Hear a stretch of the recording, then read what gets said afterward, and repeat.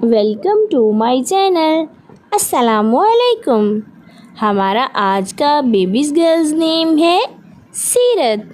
सीरत के इंग्लिश में स्पेल्स हैं SEERAT सीरत।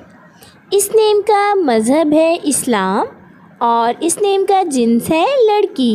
ये एक इस्लामिक नेम है और लड़कियों के लिए रखा जाता है ये नाम।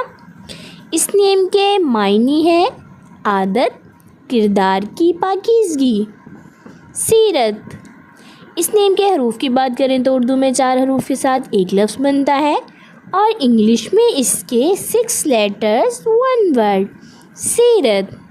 इस नेम की तफसील है सीरत फ़ातिमा, सीरत अंजुम। इस तरह से हम ये नाम रख सकते हैं।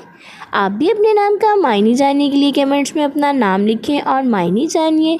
एंड अपने नाम की स्पेशल वीडियो बनवाने के लिए भी आप मेरे कमेंट बॉक्स में अपना नाम कमेंट कर सकते हैं।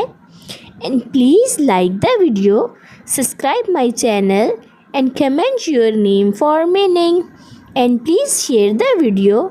ओके डियर्स, फिर मिलेंगे न्यू नेम न्यू वीडियो के साथ। अपना ख्याल रखिएगा, दुआओं में याद रखिएगा। अल्लाह हाफिज़।